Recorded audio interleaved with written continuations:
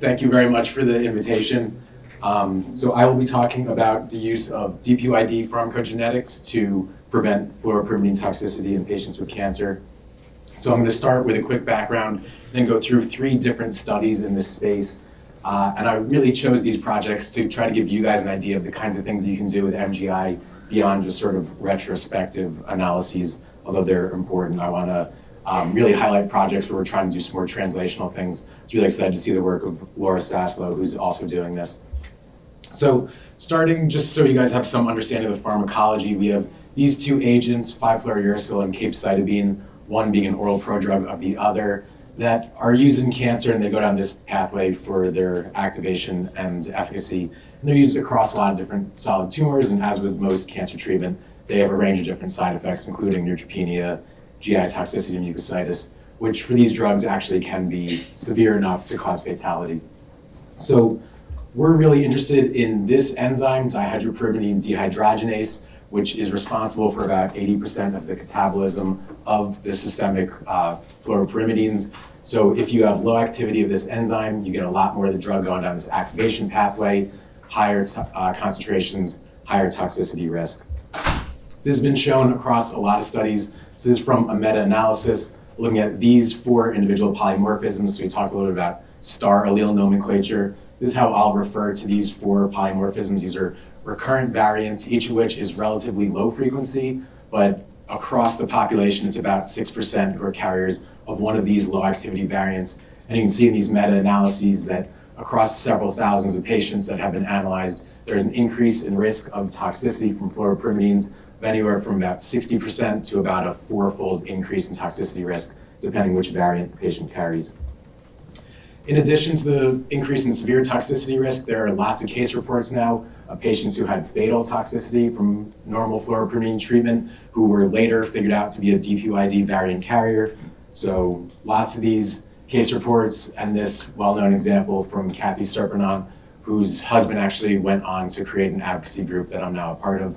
We have found recently that the risk of fatal toxicity in a DPYD carrier given standard doses of fluoropyrimidines is between 2 and 4%, depending on which allele they carry.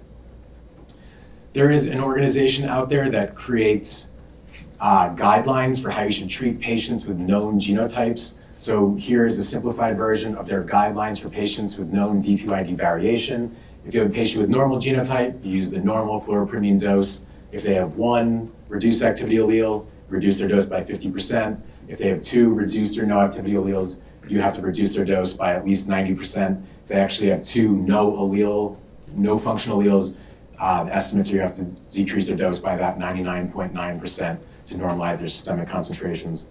Again, otherwise they'll have severe toxicity. In Europe, DPYD testing prior to fluoropyrimidine chemotherapy treatment is now required or recommended throughout most of the countries. So ESMO, which is like their major clinical oncology guidelines organization, now recommends pretreatment DPYD testing. It's required in France and Netherlands and recommended across the European Union. Unfortunately, in the United States, it is not required or recommended by the FDA or ASCO or NCCN. So in the United States, testing is infrequently done. We did a survey and we estimate that about 3% of medical oncologists are doing pretreatment DPYD testing. Although we have seen in the past year a lot of momentum towards more centers. So Dana-Farber just announced that they're going to start testing all their patients. Yale and Cleveland Clinic. I got some of the medical oncologists here to start testing. So we are seeing some momentum. Okay, so getting into what we've done in MGI, starting with sort of your standard retrospective association study. So I was happy to find out that there was someone involved in actually creating this this consent document that I love. So you guys know about MGI and that there's existing genetic information that's available for retrospective research. So I had a postdoctoral student, postdoctoral fellow who went through MGI. We found all of the patients who had received systemic fluoropyrimidines, or about 600 patients. So they're categorized here. About 7% of them are DPYD variant carriers, exactly as we'd expect. We collected from their medical records what their treatment outcomes were. Specifically, did they experience severe toxicity, or did they have to discontinued treatment due to toxicity.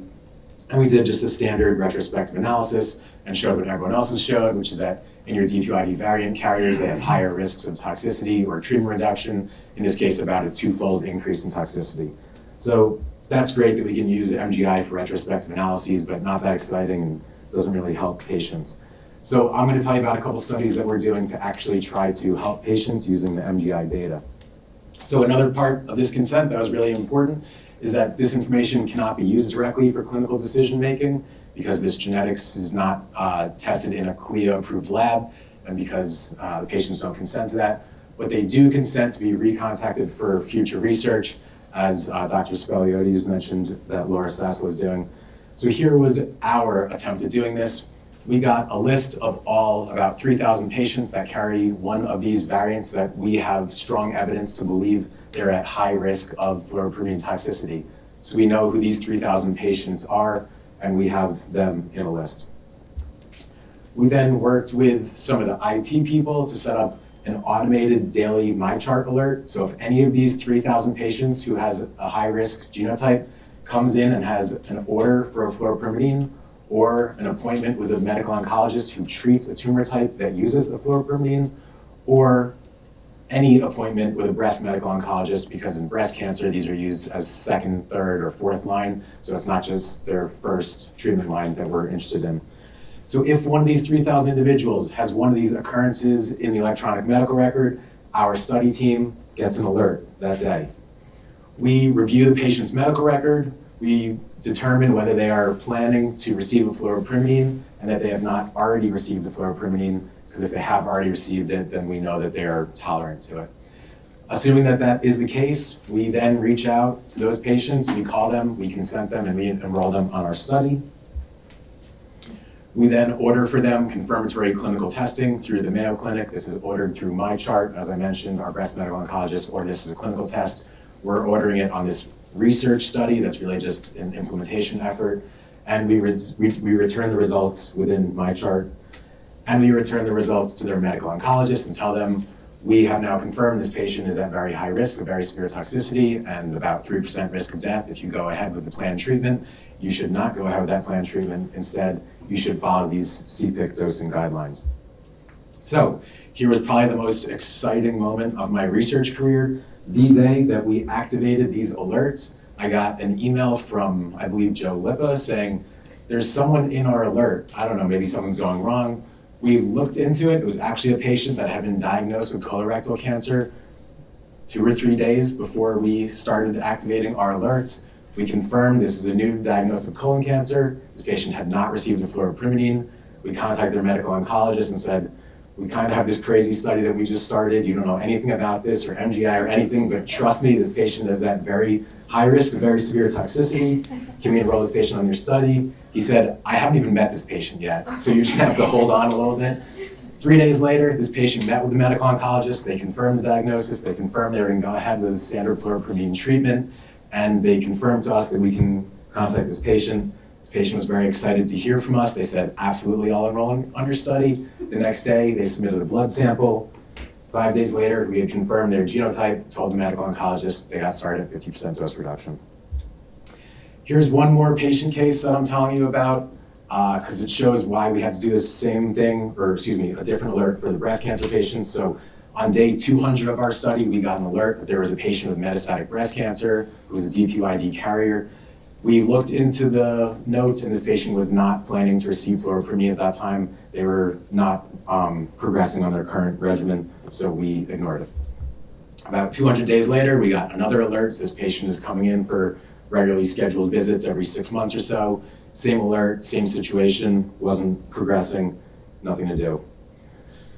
A little more than 200 days later, we got another alert. This time this patient was progressing. They were going to be switched to a fluoropyrimidine. This happens to be one of the medical oncologists that actually learned from us that she should be sending DPYD testing for her patients. So by the time we got this alert, the DPYD test had already been sent out, had already confirmed this patient was a star 2A carrier. This patient had already received a dose reduction, or was already known to be a carrier, so was going to receive a dose reduction. So we didn't necessarily save this patient's life, but we know that our technique is working.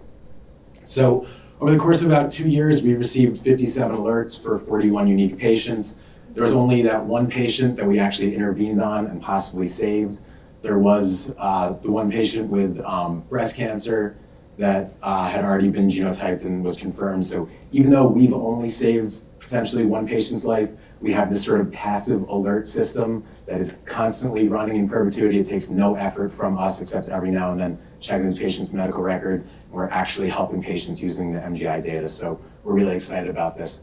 We also got a Precision Health grant. The PI is Amy Pasternak, who spoke earlier this morning. We're expanding this to another clinically actionable gene, referred to as UGT1A1, in patients who are going to receive irinotecan. And we're actually going to be doing panel pharmacogenetic testing so we can intervene on all of the actionable things that are going on in cancer patients.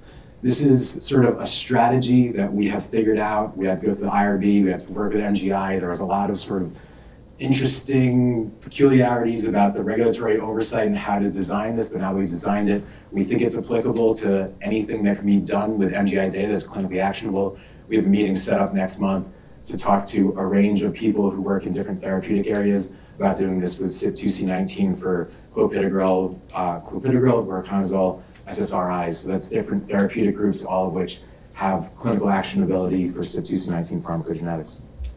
Okay, one last study that I'm telling you about that I'm really excited about that we just got opened up. So again, back to this, these patients consent to be recontacted for future research. This is our attempt to do that. We have, as I mentioned, 4 validated variants that we know are low or inactive. We also have lots of other recurrent variants that have been curated, but the strength of evidence of their activity is minimal. So about 60 of those 80 variants have limited evidence, which just means that we have in silico prediction, and that is not clinically actionable because we don't actually know whether these are low activity variants. We also have thousands of recurrent DPYD variants that aren't even in these curated databases. We just don't know anything about their activity. We can't test for them, we can't intervene on them, we don't know enough yet.